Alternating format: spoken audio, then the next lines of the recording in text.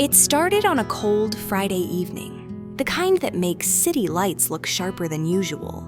Rain was still clinging to the windows of a small Italian restaurant downtown, where 3 women sat at a corner table, laughing, talking, pretending that everything was normal.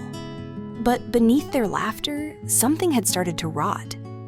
Clara, the one with the calm smile and careful manners, was hiding a storm inside her chest. She stared at the glowing screen of the menu, pretending to read it, but her mind wasn't on the food. It was on the bill. Every time she came here with her friends, Mila, a warm-hearted but bold woman with a big appetite, and Sophie, the quiet observer, the same thing happened. They'd all order, chat, take pictures, and in the end, the waiter would bring that tiny piece of paper that somehow carried a mountain of awkward tension. Split the bill? Of course. Equal shares? It had always been the rule. 4 friends, 1 bill, 1 price each. But lately, Clara had started to notice things she used to ignore.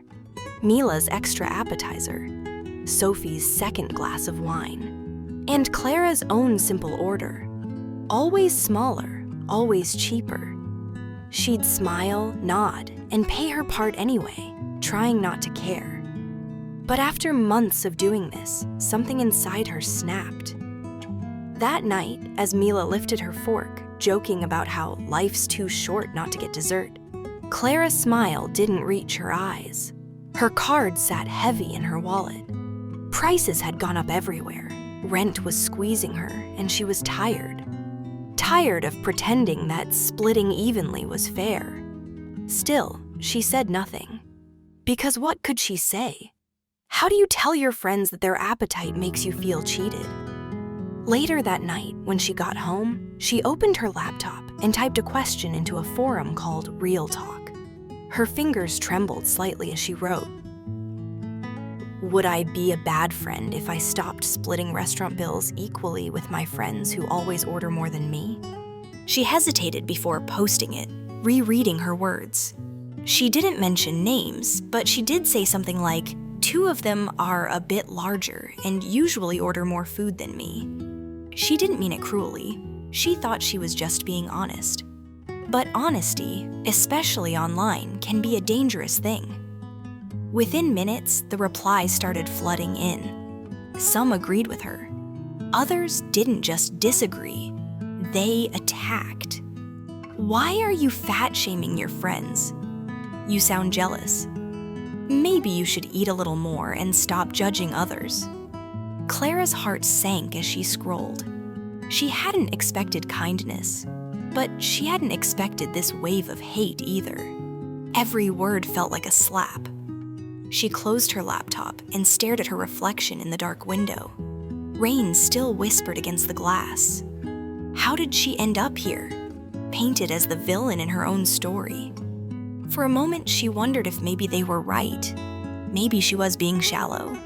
But another voice in her mind whispered back, "No, you're just tired of being taken for granted." The next day, a notification lit up her phone. Someone had taken a screenshot of her post. It was spreading across other forums, even on social media. People she didn't know were commenting, sharing, mocking. Her stomach twisted. The internet had turned her small question into a spectacle. And soon, even her friends would see it. That evening, she got a text from Sophie. "Hey, Clara, is that your post everyone's talking about?" Clara froze. Her fingers hovered over the screen, unsure how to reply. Before she could type anything, another message arrived. "Mila's really upset. She thinks you were talking about her." A cold wave of guilt rushed through her chest. Of course Mila would think that. She was one of the larger friends Clara had mentioned. She wanted to explain, to say it wasn't personal. But how do you explain something that already sounds cruel? Words, once released online, don't come back. That night, she lay in bed replaying every dinner, every laugh, every "let's just split it evenly." And she wondered, had she really been wrong? Or was the world just too ready to misunderstand? She didn't know it yet, but the next dinner with her friends would change everything. Not just their friendship, but how Clara saw herself. Because sometimes what starts as a small argument about money becomes a test of who you really are when everyone else turns against you. And as the rain returned the following week and the dinner plans were set, Clara had no idea that this simple meal would unravel all the secrets hidden behind their smiles. If you're still with me here, that's just the beginning of Clara's story. And trust me, it's about to get way more intense. If you're curious to see how the dinner turns out, whether friendships survive or shatter, make sure to like this video, tap subscribe, and hit the bell icon so you don't miss part 2. Because what happens next will leave you questioning who the real villain is. The sky was the color of wet cement when Clara stepped out of the taxi that night. She stood in front of the restaurant where she and her friends had been meeting for years. The Olive Corner, the same place where they had laughed, cried, and celebrated birthdays. But tonight, the air felt heavier, like the world knew something was about to break. Clara checked her phone again. A message from Sophie glowed on the screen. Mila says she'll be late. Don't worry, it'll be fine. Fine. Clara almost laughed at that word. Nothing about this felt fine anymore. She pushed open the glass door, the soft jingle of the bell cutting through the quiet murmur of the restaurant. Inside, everything looked warm and golden. Candles flickering, soft music playing, the smell of pasta and wine drifting through the air. But Clara's heart was pounding like a drum. She spotted Sophie already seated at their usual table. Sophie waved, her face calm, but her eyes careful. "Hey," Sophie said softly as Clara sat down. "How are you holding up?" Clara forced a small smile. "I've had better weeks." Sophie sighed. "I can imagine. The internet can be brutal." Clara nodded. "Yeah, I didn't think it would blow up like that. I didn't even name anyone." Before Sophie could reply, the sound of heels clicked against the floor. Both women turned, and there was Mila. She looked radiant as always, with her dark curls loose around her shoulders and a red scarf wrapped neatly around her neck. But her smile didn't reach her eyes either. "Hi," Mila said shortly as she sat down. The waiter appeared to take their orders, giving them a brief excuse to avoid each other's gaze. Once he walked away, silence settled over the table. Finally, Mila broke it. "So," she said, stirring her water with the straw, "how's it feel to be famous?" Clara's chest tightened. "It's not like that, Mila. I didn't mean..." "Oh, you didn't mean to call me out for eating more than you? Because that's what it sounds like," Mila interrupted, her tone sharp but controlled. Clara swallowed hard. "It wasn't about you. It was about the situation. I can't afford to pay more than my share anymore, that's all." Mila leaned back, crossing her arms. "You could have just said that to me. You didn't need to go online and make it sound like I'm some greedy monster." "I wasn't thinking straight," Clara said quietly. "I just wanted advice. I didn't think anyone would even read it." Sophie stepped in, her voice gentle. "Hey, you two. Let's not fight, okay? Everyone's been under pressure. Prices are crazy, life's stressful." But the tension between Mila and Clara was already thick enough to cut with a knife. The food arrived, but no one touched it at first. The clinking of plates felt too loud. Clara tried to start small talk. Work, weather, anything. But Mila wasn't having it. She sat there, eating slowly, her eyes fixed on Clara like she was waiting for something. An apology, maybe? Or an explanation that could make sense of the hurt? Finally, Clara spoke again. "Mila, you know I care about you, right? I wasn't judging your size or what you eat. I just wanted to make sure I pay for every crumb I eat." Mila's voice was trembling now, but not with anger, with pain. "Do you know how embarrassing it was?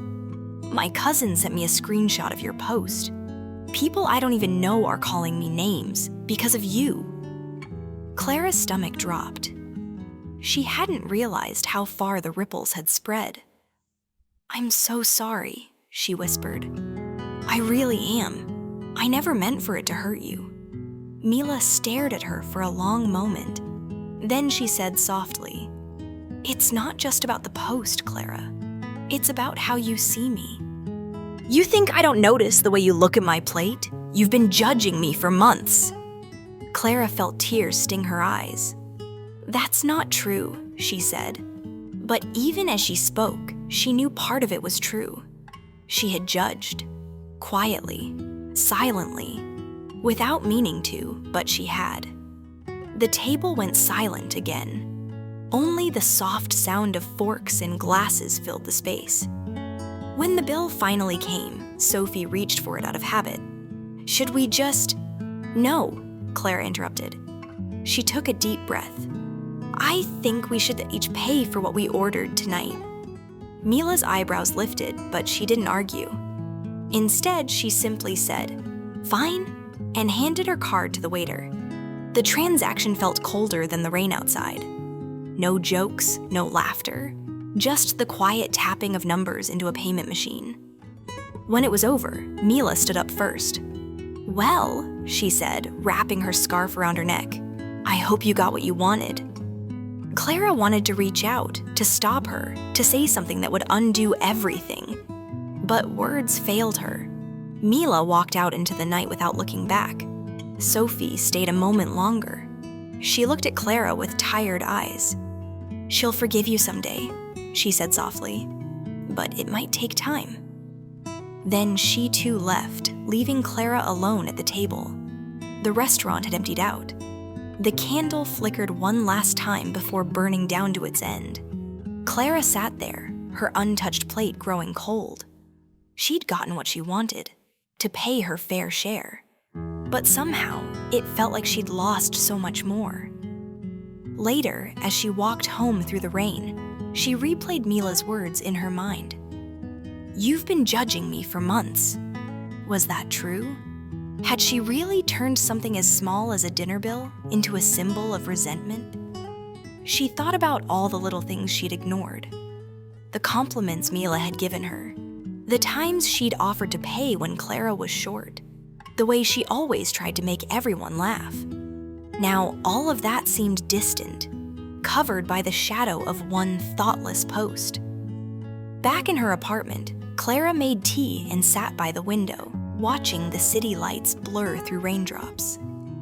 Her phone buzzed. It was a new message. Not from Mila, not from Sophie, but from an unknown number. The message read, "You don't know me, but I read your post. What happened next isn't fair to you. There's more going on than you think." Clara frowned. Her fingers hovered over the screen. Who was this? Before she could reply, another message came through. "Meet me tomorrow evening. Same restaurant, 7 p.m. You deserve to know the truth." Her heart skipped. Truth? About what? Was someone trying to help her, or drag her deeper into the storm she'd started? She didn't know it yet, but this stranger's message would lead her into a chain of events that would twist everything she thought she knew about her friends, about betrayal, and about herself. And by the time the next sunset arrived, Clara would learn that sometimes what you think is a simple misunderstanding is actually the surface of something much darker. Before we continue the story, make sure to like this video, subscribe, and hit the bell icon so you don't miss what happens next. The next day dawned gray and restless. Clara barely slept, her mind spinning with questions about the message she'd received. Who was this stranger? And what truth were they talking about? By the time evening came, her nerves felt like they were wrapped in wire. She almost didn't go. Almost deleted the message and stayed home with her tea in silence. But curiosity, that dangerous spark, pushed her out the door. When she arrived at the olive corner, the lights looked softer than usual. The familiar smell of roasted garlic and herbs greeted her, but tonight it felt like stepping into the unknown. She scanned the room, searching for someone who might be waiting for her. Then she saw him, a man in his early 30s, sitting near the back. Dark jacket, calm eyes, a faint trace of nervous energy. When their eyes met, he gave a small nod. Clara hesitated, then walked over. "Are you the one who texted me?" He smiled faintly. "Yes, I'm Daniel." He gestured for her to sit. She slid into the seat across from him, cautious but curious. "Okay, Daniel," she said. "You said there's something I should know. What is this about?" He leaned forward, his voice low. "I work in digital marketing. A friend of mine moderates one of the forums where your post went viral. There's something strange about how your story spread." Clara frowned. "Strange how?" Daniel unlocked his phone and turned the screen toward her. On it was a list of usernames, hundreds of them, commenting under her post. But what caught her eye were the patterns. Most of the comments came from brand new accounts, all created within the same hour. Many used similar phrases, words like fat-shaming, jealous, toxic. "It wasn't random," Daniel said quietly. "Someone wanted to make sure your post exploded. It wasn't just angry strangers. It was coordinated." Clara blinked, confused. "But why would anyone do that?" "I'm not famous, I'm just someone with a story that could be twisted," Daniel interrupted. "You mentioned your friend's body sizes. That made it easy to spin. Someone used that to create drama." Her stomach twisted. "You think someone I know did this?" Daniel didn't answer at first. Then he said, "Do you remember a woman named Leah Collins?" The name hit Clara like a jolt. Leah had been part of their friend group years ago, until a messy fallout, and she'd moved away, blocked everyone, vanished from their lives. "Leah?" Clara whispered. "What does she have to do with this?" Daniel tapped his phone again. One of the fake accounts used Leah's old email handle, a tiny detail, almost invisible but unmistakable. "She's been posting about you," Daniel said, "making you look bad. She's been spreading this story everywhere, and it's working." Clara felt the room spin. Leah, the one she had once helped move into her first apartment, the one who cried on her shoulder after a breakup. That Leah? "But why?" she whispered. Daniel leaned back. "I don't know yet, but I can find out if you let me." Clara nodded slowly, still stunned. "Do it," she said. "I need to know the truth." Over the next few days, Daniel dug deeper. Every evening, he sent Clara screenshots, links, snippets of conversations. And with each new detail, the picture grew darker. Leah had been posting on multiple platforms under fake names, twisting Clara's story, calling her shallow, classist, and cruel. She even hinted that Clara's friends had abandoned her because of her toxic behavior. And the worst part? Mila and Sophie had both seen those posts and believed them. Clara couldn't stop shaking when she read the messages. She wanted to scream, to throw her phone across the room. Instead, she just sat there, her hands trembling. Leah had turned everyone against her, and she'd done it so quietly that no one even questioned it. That night, Clara called Sophie. Her voice cracked the moment Sophie answered. "Sophie, please, you have to hear me out. Leah's behind all of this. She's the one who made it go viral." Sophie hesitated. Clara, that's hard to believe. Leah hasn't talked to us in years. I have proof, Clara insisted. Daniel found her old email handle. She's been pretending to be other people. There was silence on the line. Then Sophie said softly, I don't know what to think anymore, Clara. Mila's furious. She said she never wants to see you again. Tears stung Clara's eyes. She's my best friend. I never meant to hurt her. I know, Sophie said gently, but maybe she needs time. After the call ended, Clara sat in the dark, listening to the rain hit her window again. It felt like the same storm from that first night, except now it was inside her. The next morning, Daniel texted again. Found something else. You might want to see this in person. Clara met him at a quiet coffee shop. He looked serious, almost grim. What is it? She asked. Daniel slid a printed screenshot across the table. It was a private message thread between Leah and Mila. Clara's breath caught. In the messages, Leah had been feeding Mila lies for weeks, twisting things Clara had supposedly said about her, even before the post. Things like, Clara told people you always overeat. She said you make her look bad in public. All of it and fabricated. And Mila, believing her old friend, had grown colder toward Clara without even realizing why. Clara covered her mouth, whispering, "Oh my God." Daniel looked at her carefully. I think Leah wanted to punish you for what happened years ago. Whatever broke your friendship back then, she never got over it. Clara's memories flashed. The argument, the shouting, the day Leah walked out of her life, tears and anger mixing in her eyes. It had been over a misunderstanding, one that Clara thought time had buried. But clearly, Leah had been waiting. And now, she'd found the perfect way to strike back. Clara felt anger rise. Not the hot, wild kind, but the quiet, burning one that sits deep inside your chest. She ruined my friendships. My reputation, for what? Revenge?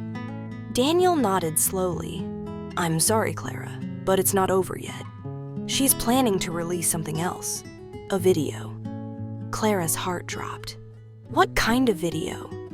He sighed. She claims it's a recording from years ago. Something that could make you look even worse. Clara leaned back, pale. Her mind raced.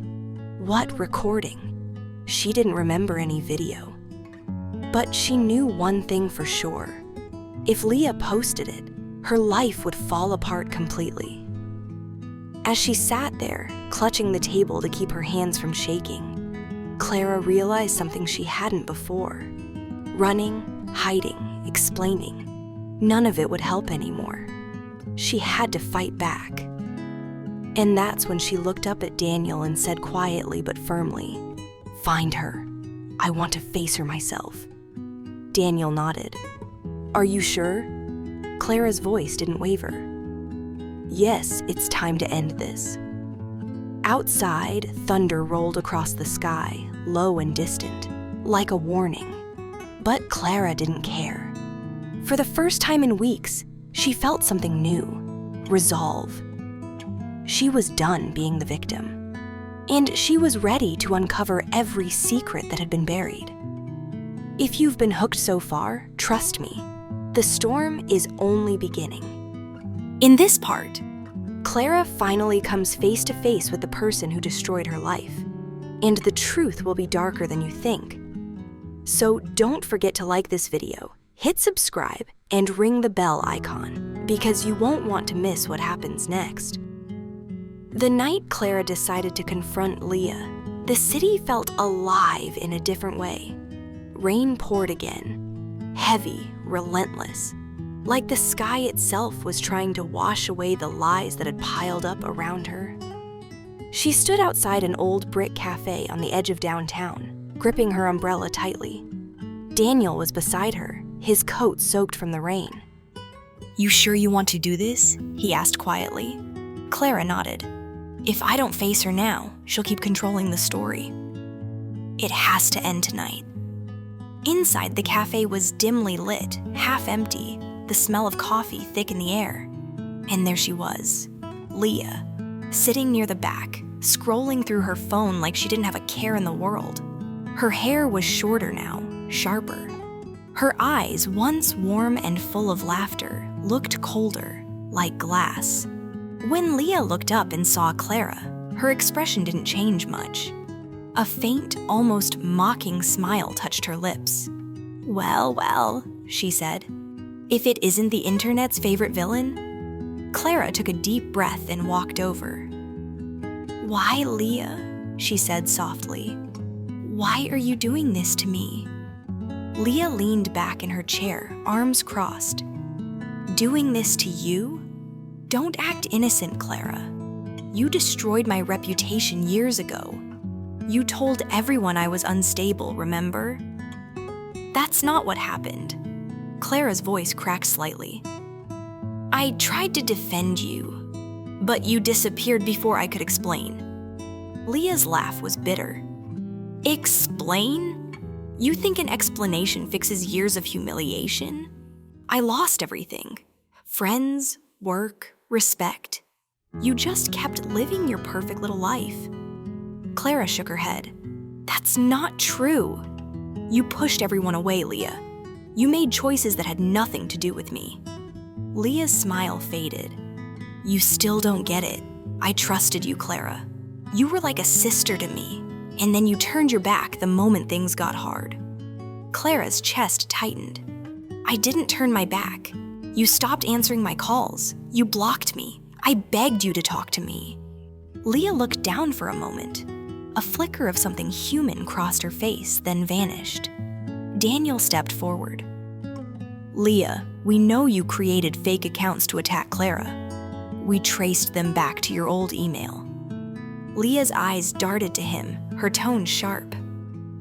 "Who are you?" "Someone who deals with digital truth," Daniel replied calmly. Leah smirked. "Digital truth?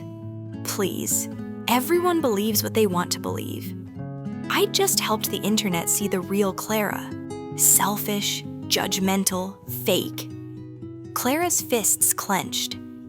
"You manipulated my friends. You made Mila hate me. You ruined years of friendship. For what? To feel powerful again?" Leah's expression darkened. "I didn't make anyone hate you, Clara. I just told them what they were already thinking. Maybe you should ask yourself why it was so easy." Those words hit Clara like a blade. For a moment, she couldn't speak. Leah stood up slowly, grabbing her coat. "I'm not the villain here. You just can't handle being the bad guy for once." Clara's voice trembled. "You're wrong. I've made mistakes, but this is cruelty." Leah leaned in close, her eyes gleaming. "No, darling, this is justice." She turned to leave, but Daniel blocked her path. "You said something about a video," he said. "You were planning to release it. Let's talk about that." Leah's smirk returned. "Oh, that. It's just a little reminder of who Clara really is." Clara's heart pounded. "What video?" she demanded. Leah pulled out her phone, tapping the screen. A few seconds later, she held it up. A blurry recording of two women arguing in an apartment. The audio crackled, but Clara's voice was unmistakable. "You're impossible to live with, Leah. Maybe everyone's right about you." And then Leah's voice shouted back, full of pain. "You think you're better than me." It had been years ago, a fight during their last night as roommates. Someone, maybe a neighbor, must have recorded it through the thin walls. Leah paused the video. "Imagine what the internet will say when they hear that," she said coldly. Clara felt dizzy. "That was years ago. We were both angry, both hurt. You can't use that to destroy me now." Leah shrugged. "Watch me." Daniel stepped closer. "If you post that, you'll be breaking privacy laws. You could be charged with harassment." Leah's eyes narrowed. "You think I care? I've already lost everything. She's the one who needs to feel it now." Clara took a slow step forward. Her voice dropped to a whisper. "Leah, I never wanted you to lose anything. I never hated you. I only ever wanted to be your friend." Leah's lip trembled slightly, the first crack in her icy composure. "You said you cared," she whispered back. "But you left me when I needed you most." "I didn't leave you," Clara said, tears in her eyes. "You pushed me away. I made mistakes, yes, but I never stopped caring." For a moment, time seemed to freeze. The rain outside softened. The cafe's hum faded. Leah's eyes glistened. Then, without warning, she shut her phone off and dropped it into her bag. "You always know what to say, don't you?" she muttered. "But it's too late. The damage is done." She brushed past them, pushing through the door and into the rain. Clara stood frozen, staring after her. Her breath came in shallow waves. Daniel put a hand on her shoulder. "She's not going to stop," he said quietly. "You need to protect yourself." Clara nodded, though her heart was heavy. "I will, but not by fighting her the way she fights me." She turned toward the window, watching Leah disappear into the downpour. "Sometimes," she whispered, "the only way to win is to stop playing their game." That night, Clara went home and did something unexpected. She opened her social media and wrote a post, her own story told in her own words. No hiding, no pretending. She admitted her mistakes, the careless phrasing in her original post, the pain it caused. But she also revealed the truth, how the situation had been twisted, manipulated, used for revenge. And then she ended it with one line that silenced everyone. "We all have stories told about us. This time, I'm telling mine." Within hours, the post went viral again, but this time, differently. People began to see the full picture. The sympathy that had once turned to hate began to shift back toward understanding. Even Mila saw it. She didn't comment, but she sent Clara a short message late that night. "I read your post. Maybe we should talk." Clara smiled faintly through her tears. Maybe there was still hope. But the story wasn't over. Not yet. Because somewhere across the city, Leah sat alone in her apartment, watching Clara's post light up every corner of the internet. Her face was unreadable. And then, slowly, she smiled. "This isn't finished," she whispered. Days passed. The storm outside finally cleared, but inside Clara's heart, the clouds still lingered. Her post had gone viral again, this time with people calling her brave, honest, misunderstood. But she didn't feel victorious. She felt tired. She hadn't heard from Leah since that night at the cafe. Not a call, not a post, nothing. Daniel kept checking online, searching for signs of the video. But it never appeared. It was as if Leah had vanished, swallowed by her own silence. Then, one evening, as Clara was leaving work, her phone buzzed with a new message. The name made her heart skip a beat. Mila. "Can we meet? Just you and me. Tomorrow, same restaurant." Clara hesitated for a moment, then typed back a single word. "Yes." The next evening, she arrived early at the Olive Corner. Everything looked strangely calm, like the restaurant itself remembered all their arguments, all their laughter, and now held its breath. When Mila arrived, she looked different, quieter, more fragile. There was no anger in her eyes this time, only exhaustion. "Hi," Clara said softly. "Hi," Mila replied, taking a seat. They sat in silence for a few moments, both unsure how to begin. Finally, Mila spoke. "I read everything you posted. I didn't know about Leah." Clara nodded. "I didn't either. Not until recently." Mila sighed, looking down at her hands. "She messaged me, you know. Said you'd been mocking me behind my back. I believed her. I shouldn't have, but I did." Clara's eyes softened. "It's okay. She was convincing. She wanted to hurt me, and she used both of us to do it." Mila's voice cracked. "I said some awful things about you, Clara. Things I didn't mean. I'm sorry." Clara reached across the table, gently touching Mila's hand. "So am I. I should have just spoken to you instead of posting online. Maybe none of this would have happened." Mila smiled faintly through tears. "Maybe, but maybe it had to. Sometimes you don't see how fragile things are until they break." They both laughed quietly, not from humor, but from relief. For the first time in weeks, something inside Clara felt lighter. They ordered coffee, not dinner, and spent hours talking about life, work, dreams, all the little things that had been buried under the chaos. And when they finally left, they hugged. It wasn't a perfect ending, but it was real. That night, as Clara walked home through the cool air, her phone buzzed again. A new message from an unknown number. Her stomach tightened. For a moment, she thought it might be Leah. She opened it.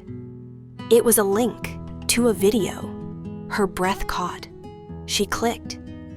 But it wasn't the recording Leah had threatened to post.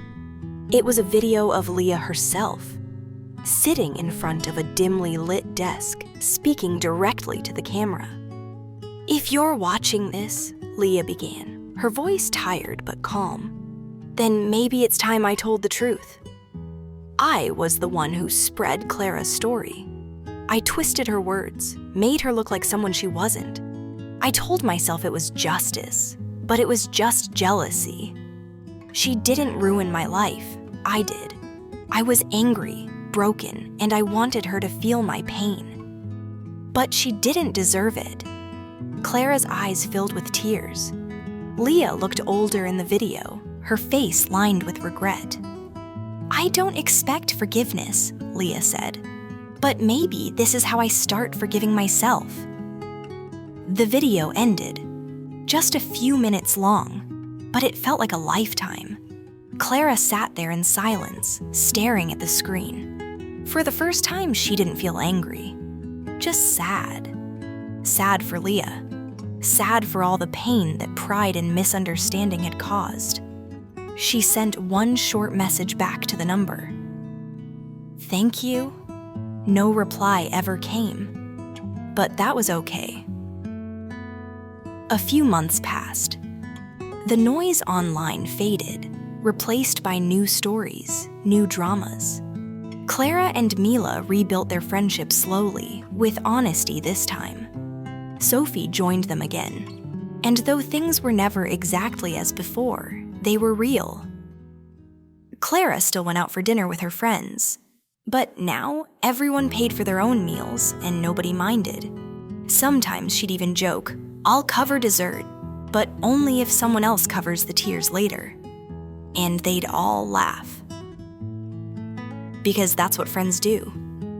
One evening, as Clara left the restaurant, she looked up at the city lights. They shimmered against the dark sky, tiny reminders that even in the messiest moments, there's always a glimmer of something good. And deep down, she realized something important. The real lesson wasn't about money or bills or who ate more food. It was about listening, truly listening. Before judging, before posting, before assuming you know someone's story. Everyone carries a battle invisible to others.